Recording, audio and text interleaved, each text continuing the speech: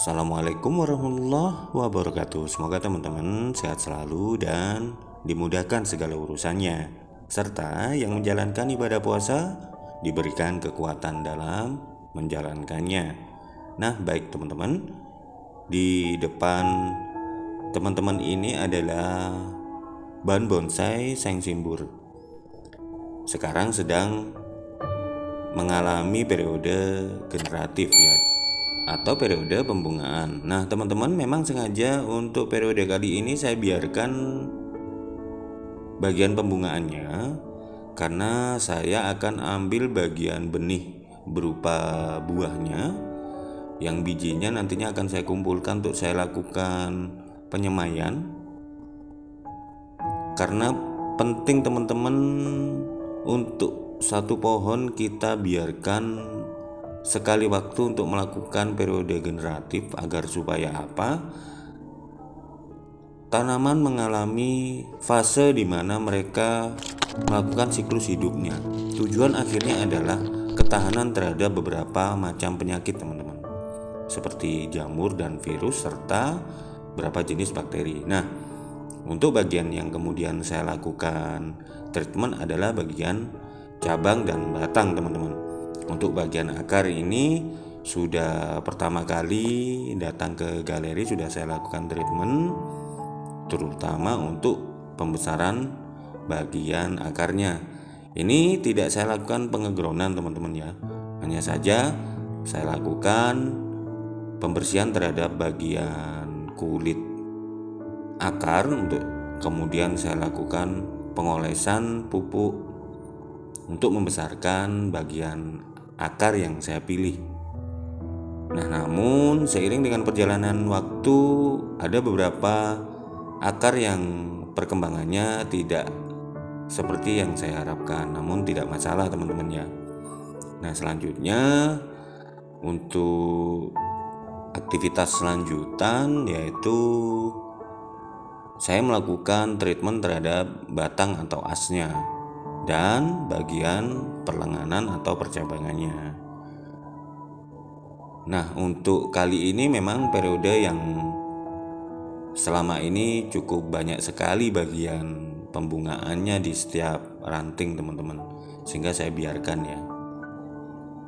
Ada beberapa yang sudah saya semai, ada beberapa masih berupa bunga, teman-teman.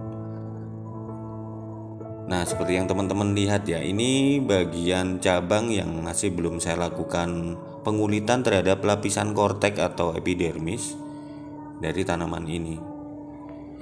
Efeknya hanya penebalan pada bagian kortek, teman-teman, yaitu yang sebelumnya dilakukan pengkawatan pada area tertentu. Nah, ini bagian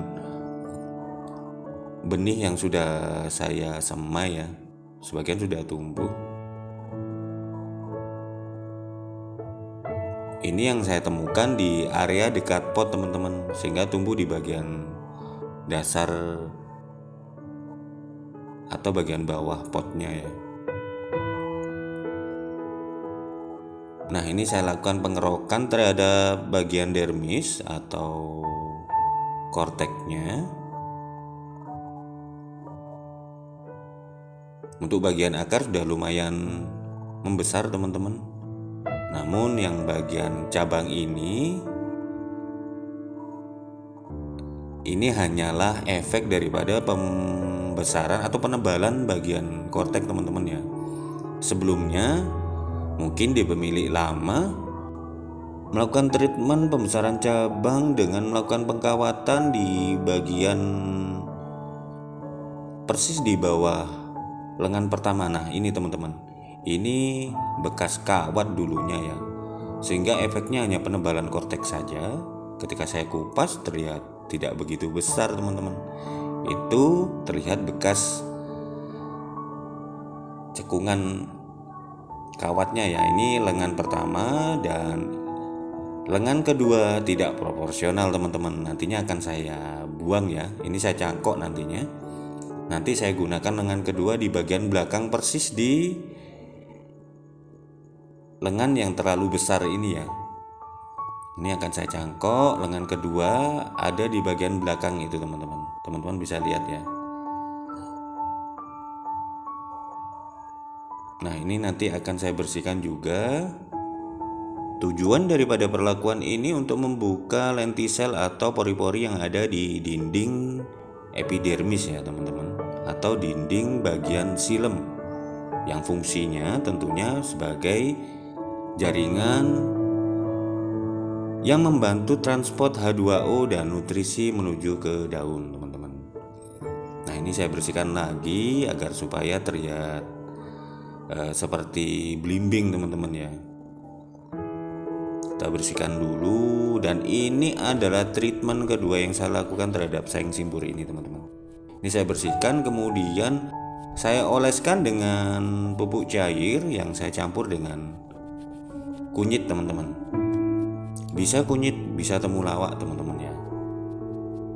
Yang terpenting tujuan dari pemberian temulawak adalah untuk menambahkan antibiotik untuk membersihkan kemungkinan terjadi infeksi terhadap bakteri atau jamur.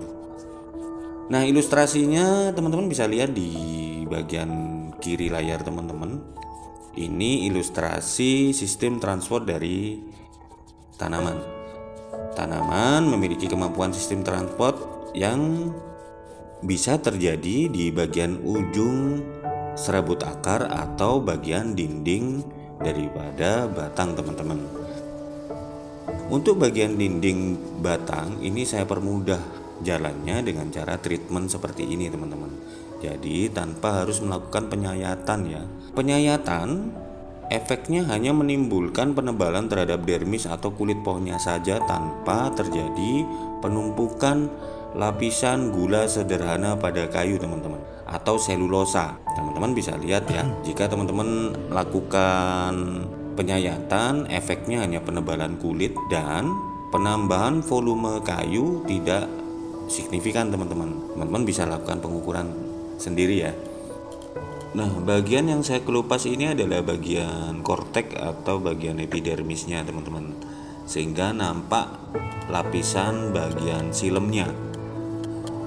Nah, di ilustrasi teman-teman bisa lihat ya, di anak panah itu hasil daripada fotosintesis akan menjadi H2O dan gula sederhana yang disebarkan oleh jaringan dengan nama floem.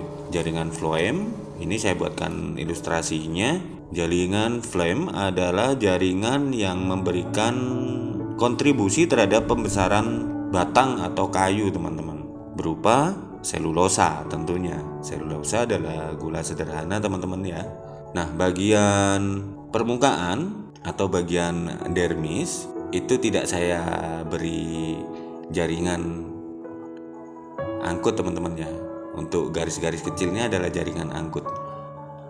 Nah, di antara silem itu ada kambium teman-teman, yang tidak saya beri arsiran itu ya. Nah, ini jaringan floem.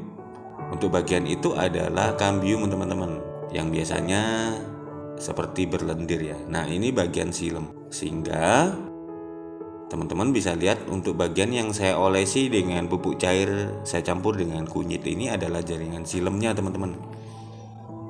Nah, bagian terluar tadi yang terjadi penebalan adalah bagian epidermis atau bagian korteknya.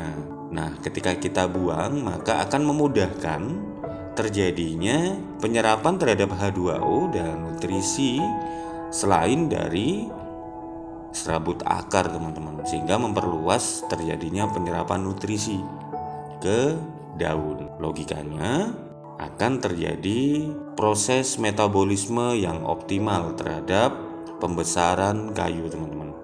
Teman-teman bisa ambil pilihan ya, digunakan sayatan atau dengan cara seperti ini. Penyayatan hanya menimbulkan penebalan terhadap kulit atau dermisnya saja, tapi dengan cara seperti ini akan menimbulkan efek bertambahnya volume daripada kayu teman-teman. Silahkan teman-teman menggunakan idealisme masing-masing dengan cara apa yang menurut teman-teman sukai, dan cara ini sudah saya lakukan lama teman-teman ya. Baik teman-teman, mungkin itu saja yang bisa saya sampaikan untuk video kali ini. Semoga terinspirasi. Jika teman-teman menyukai video ini, silahkan untuk tekan like, kemudian subscribe, dan aktifkan lonceng notifikasinya. Terima kasih, semoga teman-teman sehat selalu. Assalamualaikum warahmatullahi wabarakatuh.